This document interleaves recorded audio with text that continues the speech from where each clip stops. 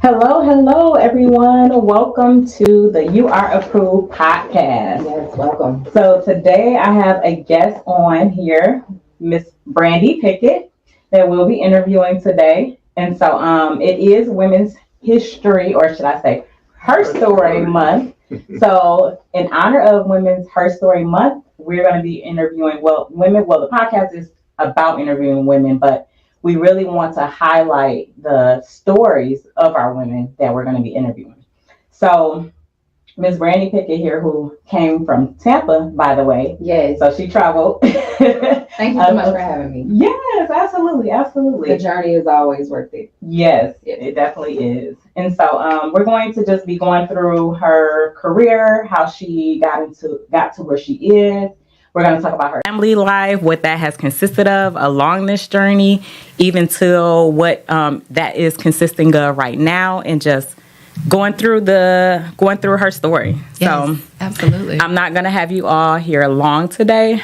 Before I do get into Brandy's story and everything, I just want to highlight that I am a part of Women's Council here in Orlando, Women's Council of NARAB, and we are having an event this week at the Proper Gate in Apopka. So if you are in the Orlando area or in the Apopka area, please feel free to come out. We're going to have drinks. It's going to be a bunch of women and ladies in red. We're going to be beautiful, celebrating, and men are invited as well.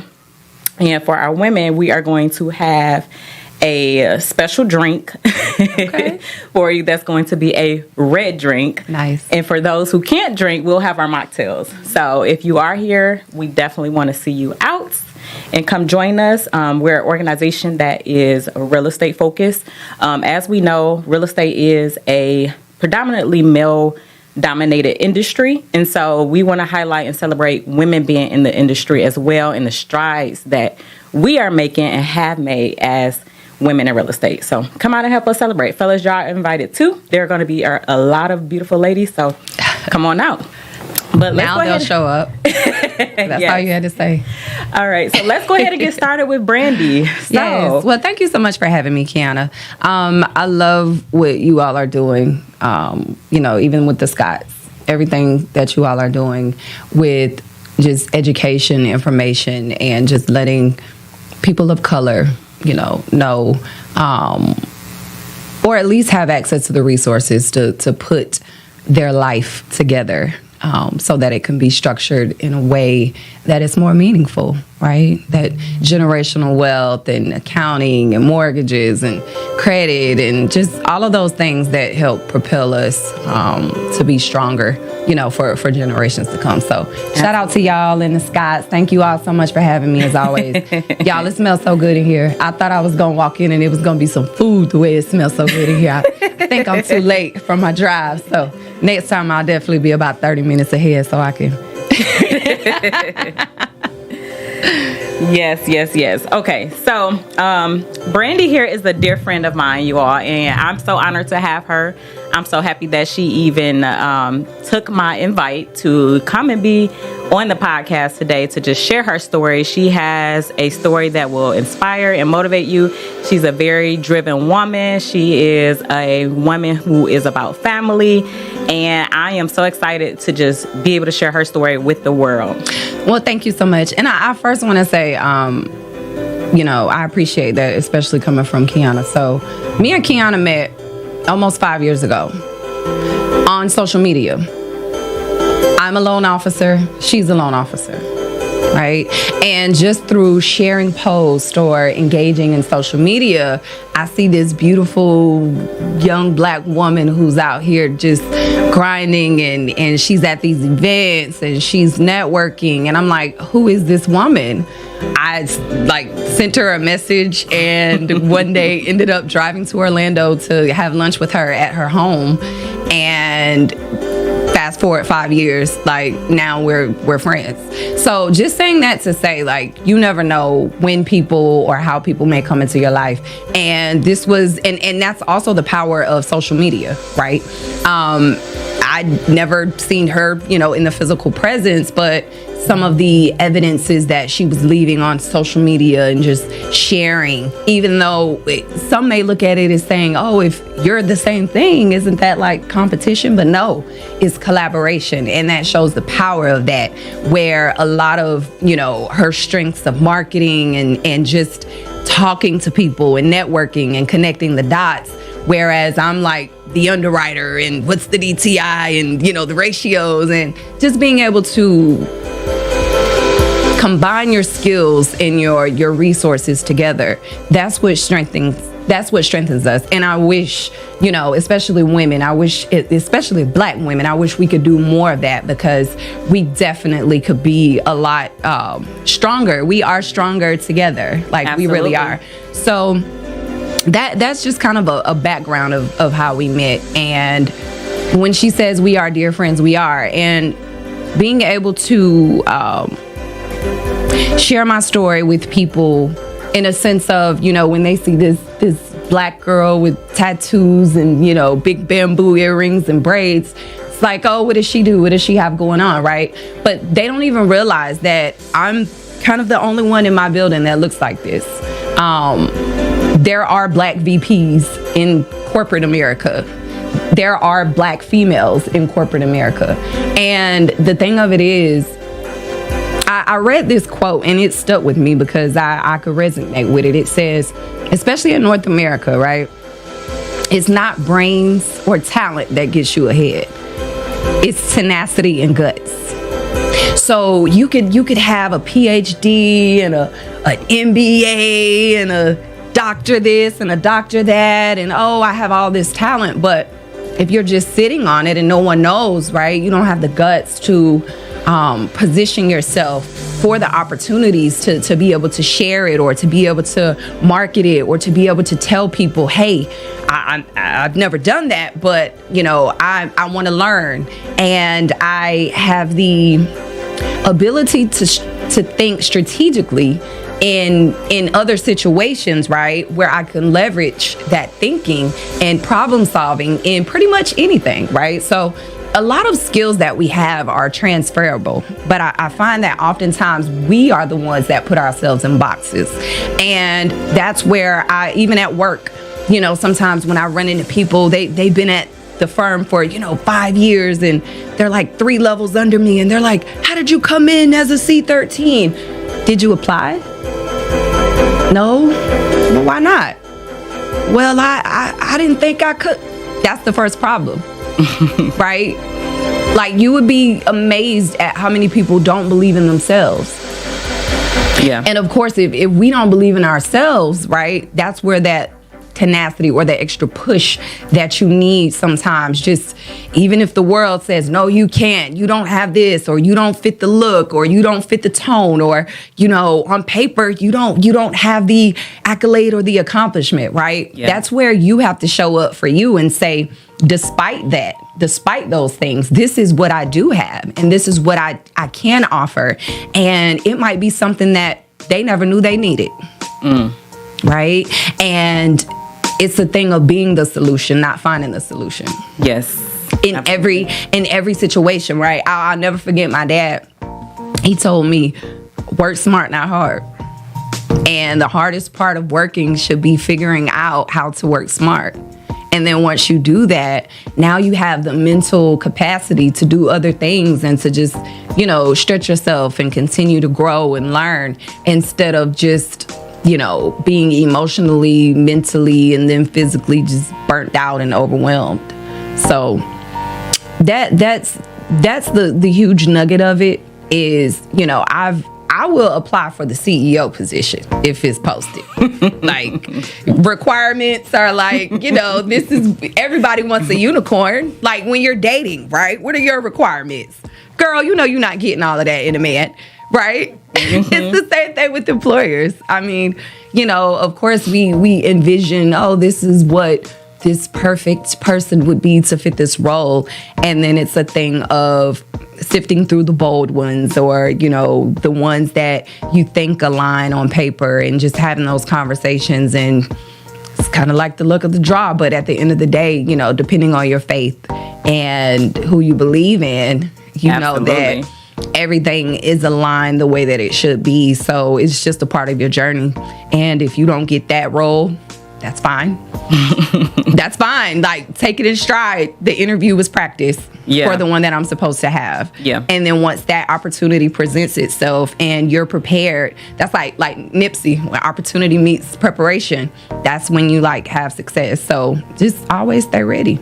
Yes, absolutely. And that's one of the things that I have really loved about Brandy and meeting her, is that she always continued to strive beyond no matter what. I remember it was tons of conversations that we would have, and she'll always be like, oh, but you got a degree and you went to college and everything, and I don't have one. And she would just tell me about how she continued to believe and push through, even if the job description did say like there's a degree or you need experience. So she always took that leap and always made sure that even if it didn't look like she qualified on paper, if it was something that she wanted, she did what she needed to do to go after it. So yeah, and I want to speak on that. So in high school, I was an overachiever, upward bound. Shout out to Tech. I went to Tech. I'm a Titan.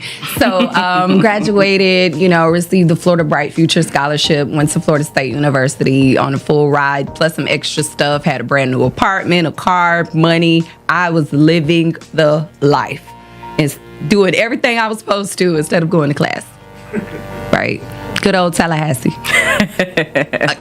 Stayed, on the other side of the tracks at the family events. I'm at the yard. I'm at the, you name it, Chubby's. The right. moon. There, right? Living this life. And I think something that stuck with me was when I opened up the mail one day from Florida State and I received a letter of dismissal saying that I was dismissed and I couldn't come back until I had my associate's degree. That was the first humbling experience that I've ever had in life.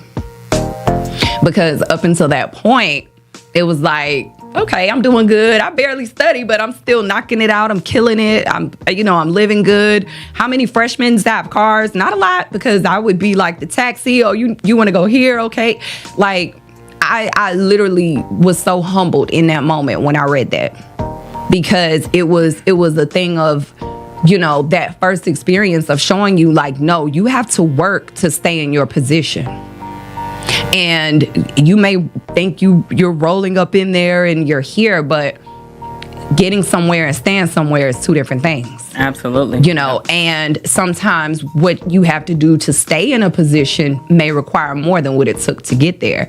That sustainability and going to the next level and accomplishing and completing is oftentimes the hardest part. Starting is, you have to start. But when you start, what are you doing when you get in that room?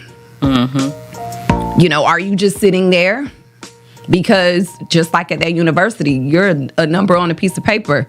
And if you aren't, doing your part, they will move on to the next person and you will just be dismissed. So let me ask you then, so you said that you were still being able to somewhat pass class. Did they dismiss you because of your attendance or because you started failing your classes, or both? I started failing as a result of my attendance. Okay. You start, it was the thing of, I'll go tomorrow. I'll go next week. And then before you know it, you're like, dang, I haven't been in class. So now that I am going, my grades and just, the GPA and everything, and that was it. But I had a great time and I learned a lot. And my mama came and picked me up. I'll never forget. She rented a van and knocked at my door one day. And I'm like, what are you doing here? That's a 4-hour drive. You didn't tell me you were pulling up. Exactly. All of this, bag it up, box it up. You going back with me. And then that day changed my life, because when I got back to my mom's house, my main goal was getting up out of there at that point. I had already had a taste of freedom. I lived by myself. I'd been, making my own rules, doing whatever I wanted to do. And now it's a thing of, you're back home with your mom. You have a curfew. You thought you was grown, but now you humbled again, right? So I'm back in Tampa and I'm like, I need to get up out of my mom's spot, because all of that, you coming in my house late or you driving my car and that my, I need me. So I'll never forget, I got a temp job like temp contractor. And it was for Countrywide Home Loans. That was back when, the paper applications. It wasn't a computer application. It was the loan officers would take it on paper and we had to input it, in the system. And that was the best job ever because it changed my life. Not only was I able to make decent money to, get my own car, get my own place, but I was introduced to the mortgage industry. And I was introduced to the mortgage industry from inputting applications. And what that does is it gives you perspectives and it shows you snippets of people's lives. Yes, it does. You get all up in people's business. You get all up in people's from all classes and walks of life. Yes, absolutely. But the thing of it is, like, I just had a friend tell me today that 3/5 of reality is perception. So when you're looking at something, what are you looking at? And at first it was just a job, right? I'm just putting in information. But then I'm like, no, Brandy, this is more than information.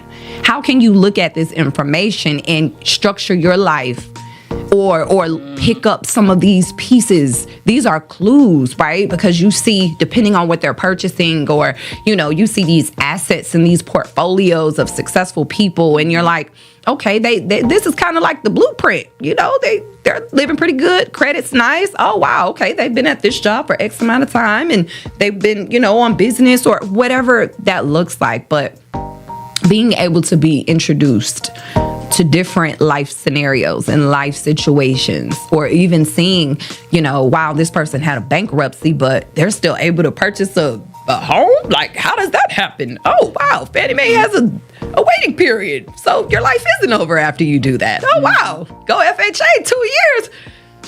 Yeah. And I think for me, being able to see those things is really motivating, because oftentimes you get so many people that come to you with bad credit, right, or, their financial situation is just in a disarray, and they're like frantic, like, oh, I'll never be able to do this. I can't do this, blah, blah, blah. Even times where people came to me with bad credit and they're like, I want to buy a home. Right. And I'm like, you can buy a home. I may have helped them with a couple of things to do on their credit to get them into a home.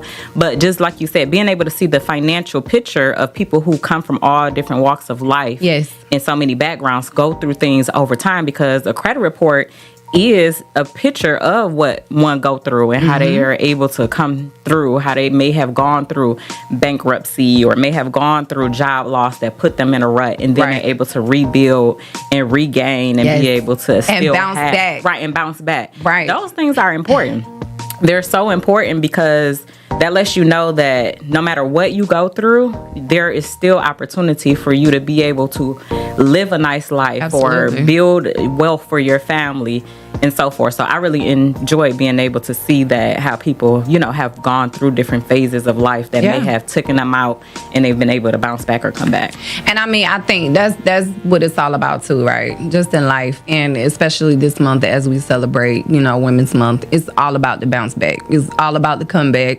It's all about loving yourself enough to do what you need to do for you. And believing in yourself. And believing. Enough. Yeah, it starts with that, honestly, because I feel like sometimes we don't give ourselves enough grace.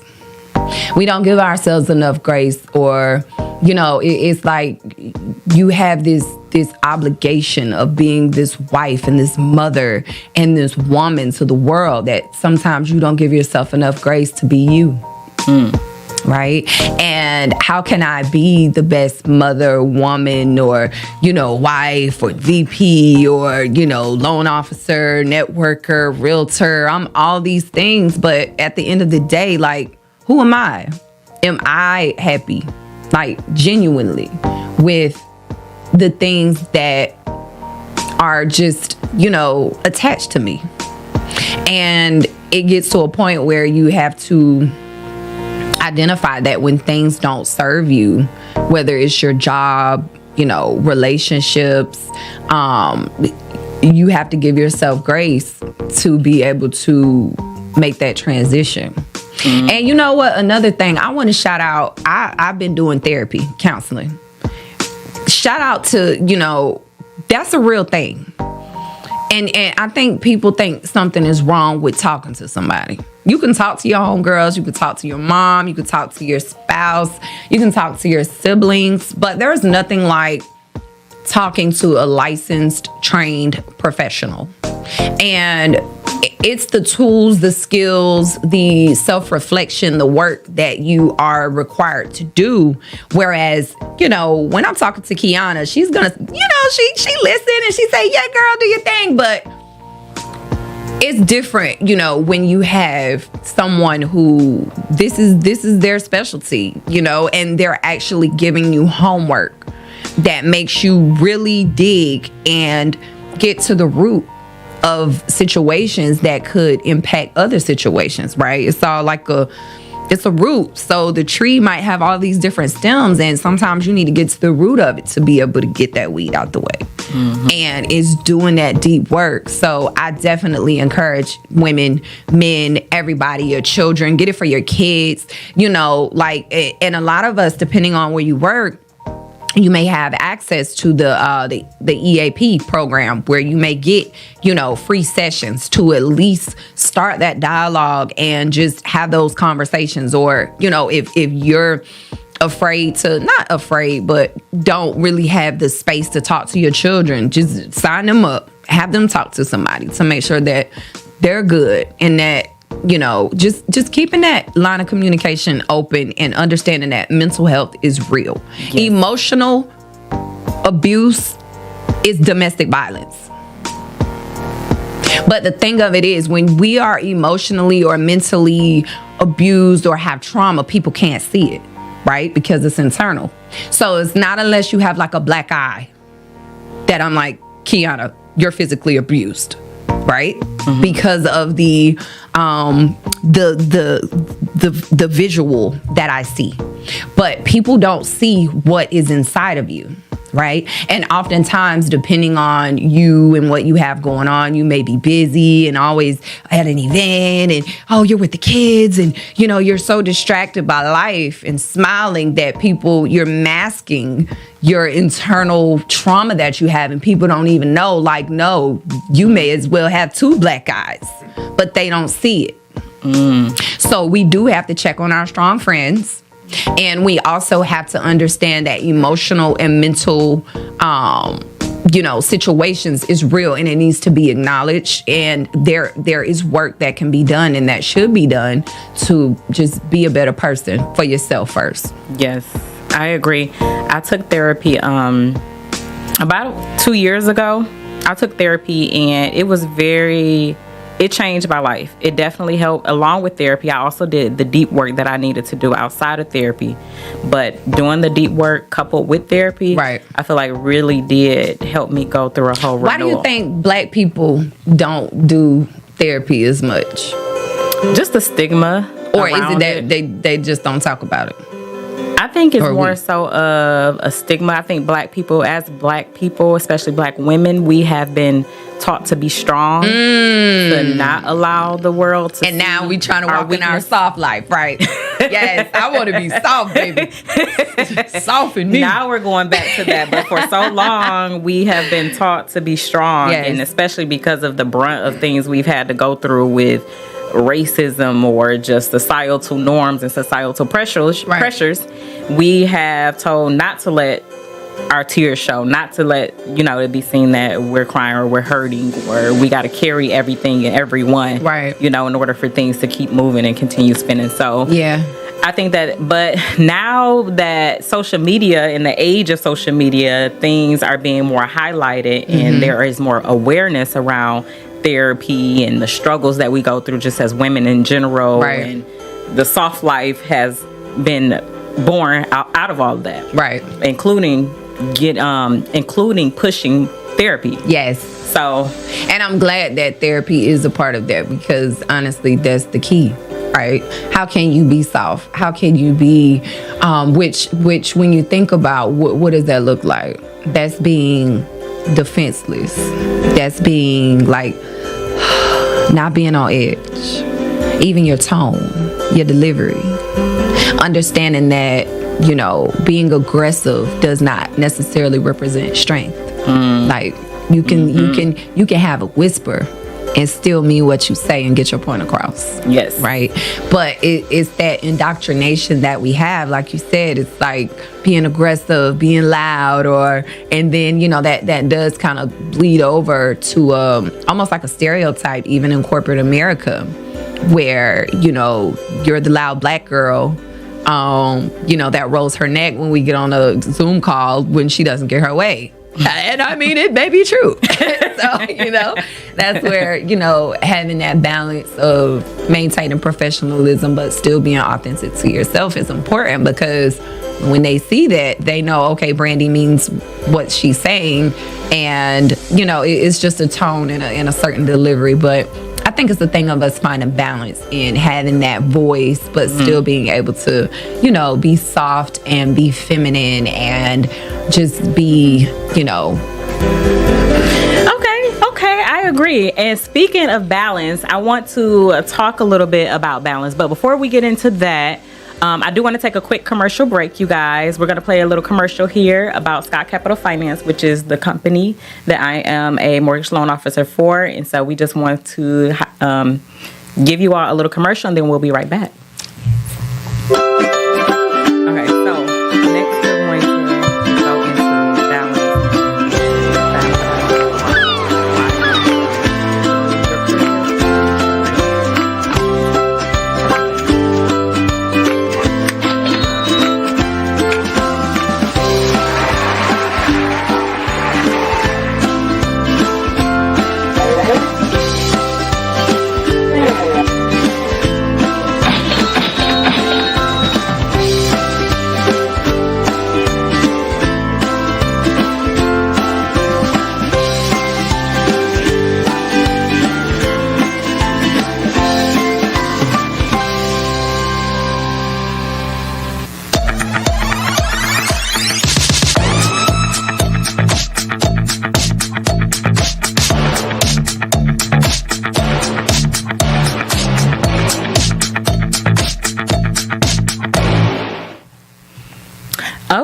Okay. So I hope you guys enjoyed the commercial because, as you know, Scott Capital Finance is the company I'm a loan officer for, and we do commercial lending and we do residential.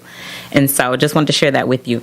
So now we're going to get into Brandy's balance and when it comes to family and her career, how she has been able to navigate that, what that has looked like, and even speak a little bit about in the workplace, like what you experience as being the only woman of color, or Black woman rather, because I think there's probably women of color. Yeah. Or Black women rather, right. in corporate America. So. Yeah, and I think it also kind of goes along with what we were previously discussing too, right? That strength and being strong. And so for me, balance. When we think about balance, sometimes when you think about it too much, that's where it becomes overwhelming, right?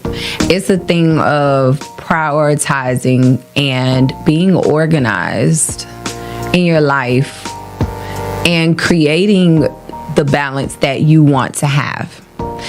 Like, you have to be in control of your life. You cannot allow your life to control you. And I think having that perspective allows me to be intentional with my task, the things that I allow to consume me, right? Because everybody gets 24 hours in a day. What do you do with it? Like, what time do you wake up? Do you need an alarm? Do you hit snooze? Like, what does that look like for you? Because like when you just wake up at 5:15 in the morning, no alarm, ready to go to the gym or run or just talk to God or whatever that looks like for you, you're probably already 4 hours ahead or, 2 hours ahead of the next person who's waking up at 7 and hitting snooze 3 times. So I think just being intentional and every day waking up with a purpose of trying to move forward, it allows you to just wake up and be present Like you have to be present, because things will pass you by so fast that before you know it, you've accomplished these things, or your children have grown, and you've just been working with your head down the whole time, and you never really had a chance to, really enjoy what that looks like and what that means. So for me, having work-life balance is super important. Of course, with even prior to COVID, I've been blessed to have opportunities where I've been remote or, hybrid, where I'm still able to attend, basketball games or practices, or, cook dinner at night and, do homework with the kids and things that are important to me. Because when my kids grow up, they're going to get to a point where they don't want to hang out with me anymore. I'm not cool. They have friends in the life, and I respect that. We all go through that. But in the meantime, while I'm able to enjoy those moments, it's a thing of understanding that there are opportunities available to you for you to create a schedule that will allow you to be the mom, the wife, the whatever it is, the partner, or whatever your situation looks like, so that you can have that work life. You have to create the balance. Mm-hmm. You have to create the balance in your relationship. You have to create the balance at work, whether you're self-employed, whether, you're a business owner, or whether you are employed. Like, you have to, and you do that by setting boundaries, right? What does those boundaries look like? So setting boundaries look like, first, I need to know what my boundaries are. You have to know what your boundaries are and be able to identify those. And then you can communicate them. But you can't not communicate them because you don't even know what they are, but you just feel like somebody's pushing them, and now you mad because they're pushing your boundaries. But you have to have the emotional intelligence and the maturity, I think, and also just the self-awareness to be able to identify what those look like for you. Yeah. Because my boundaries might not look like Kiana's boundaries. And then being able to articulate it in a way where it's understood for, your boss, or so maybe at work, you're doing awesome on all the projects, so now they want you to do all the work.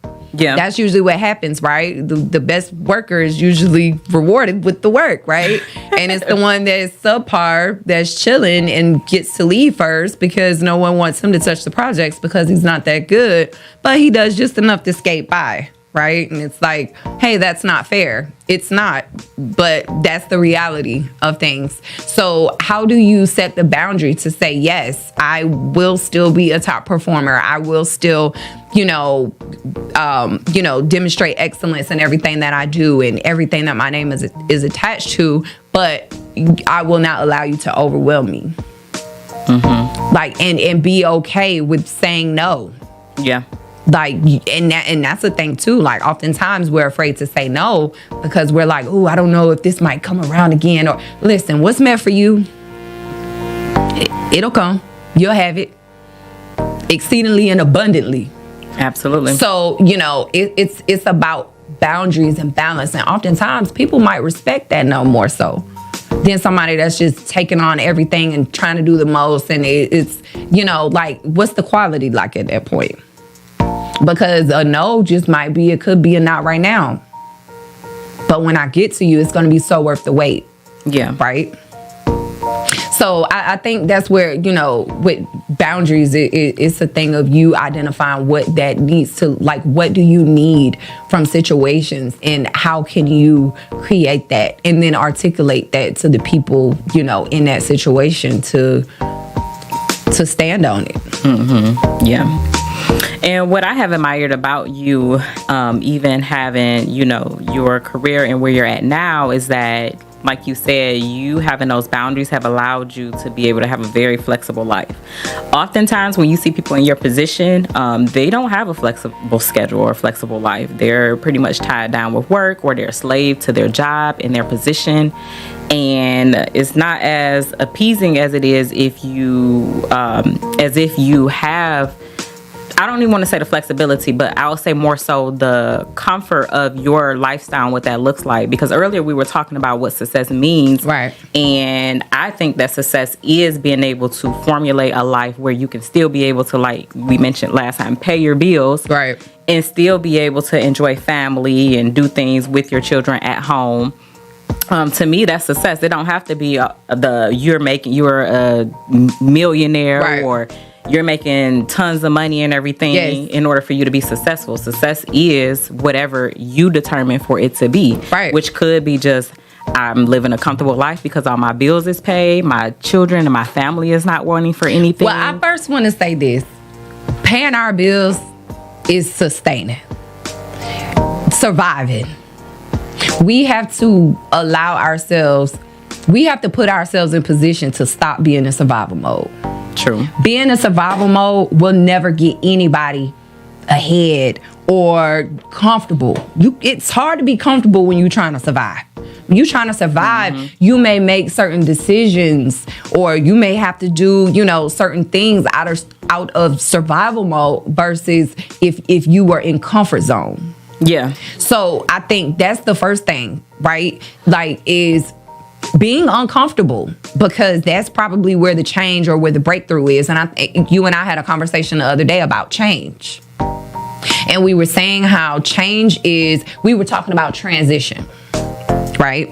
And we said that transition is moving from one point to another, and that is a process. And I reminded you that a process is a temporary thing. That means that you are changing, you are growing, you are evolving, you are stretching. It's supposed to be uncomfortable. Yes. Right? But that means that you are not staying in the place where you've been, and that's fine. You're supposed to do that. But we have to get out of being in survival mode, and that's a mentality. Yeah. And I think that sometimes you will go through a transition or process or uncomfortability for a period of time. And comfortability and survival mode are two different things. Yeah. So you can be going through survival mode and then get into a more comfortable place where now you're able your decision to making sustain, is changing. You're able to pay your bills. You're able to not want for anything. You're able to travel if you want to and take a vacation. Right. Those are what I would define as success. Yes. And of course, success means different things for different people. Some people may say, well, success for me is being able to buy nice things, right, and drive a nice car and live in a big house that I got to slave, right, to keep, but keep, I'm in here and to sustain. Right. To me, that ain't necessarily success. Right. But to each his own. That's right. Everybody's different. So, and that's the good thing about, success, right? It's not quantified or defined based off of a black and white definition or number. It is subject to the individual to define what that looks like. And with that, it's up to you to also create that. So if you define it, then you create it. And like you said, success to you may not look the same for me. And that's all a part of what makes us individuals and what makes us all have, different journeys. And we have gifts, all have different gifts, right? So what do you do with that gift to allow you to feel like, what do they say? When you do what you love, you never work a day of your life.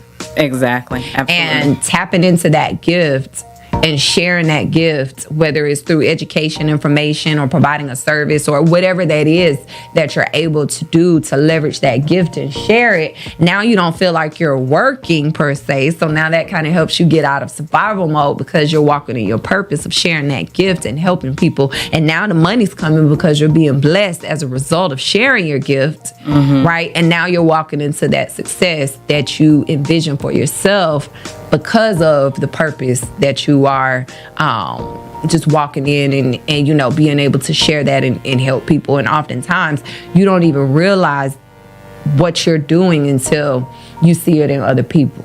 Right.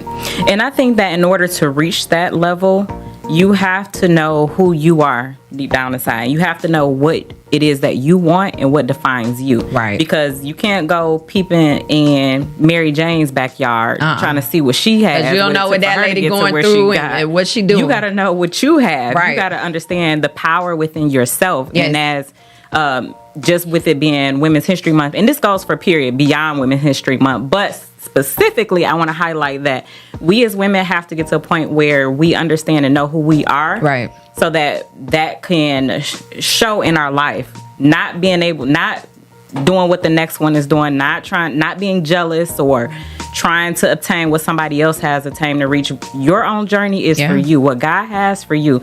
You have your own specific and unique purpose, whatever that is. Just like Brandy stated, whatever talents and treasures that God has blessed you with, you have to know what those are. And sometimes if you are too busy slaving for a job, whether that's in corporate America or as a self-employed person, slaving for your family, because yes, we can't slave for our family, right, and slaving for just everything up under the moon, not setting boundaries. You're not taking the time to understand who you are and what it is that you need for you to truly be happy and for you to truly excel and be able to define that level of success that you see fit for yourself. So that's very important. It is. And I just want to say, Brandy, with you being able to get to the place where you are in life and everything, all the steps and the journeys and the transitions that you have had to go through, I'm very proud of you. Because I know that it has not been easy trying to obtain and get to where you are. But I know that on this journey, you have been able to remain true to yourself. And that's what I have always appreciated about you. Like, no matter what,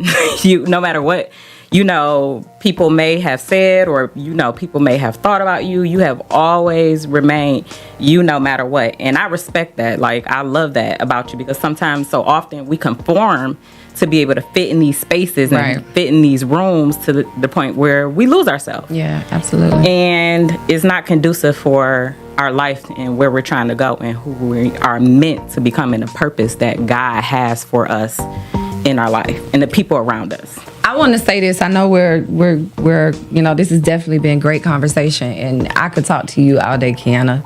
And that's one thing that I do want to say. It's so important who you have in your life and around you.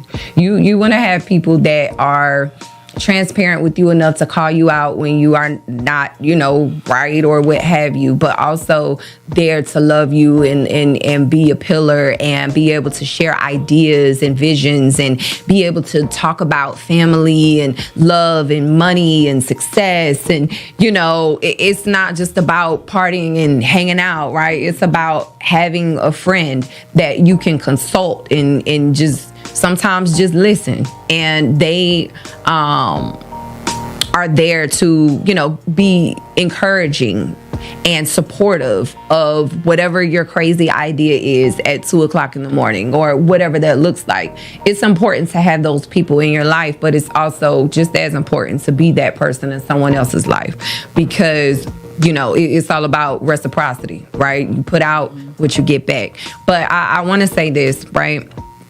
So I have a phobia of bridges. I don't like bridges. And about a month ago, I was invited to come to St. Pete. I got on the Skyway, one of the tallest bridges in this area.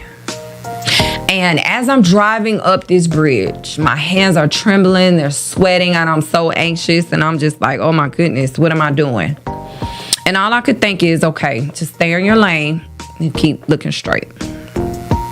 As I'm driving up the bridge, you get to a point where you can't see what's behind you anymore because of the concrete, because the bridge is behind you, right? So you're just focused on going straight. Now I'm focused on not just going straight, but staying in my lane. Staying in my lane, going straight. Now it's to the point where I'm not even looking back anymore, because I know subconsciously it's the bridge behind me. I can't see anything.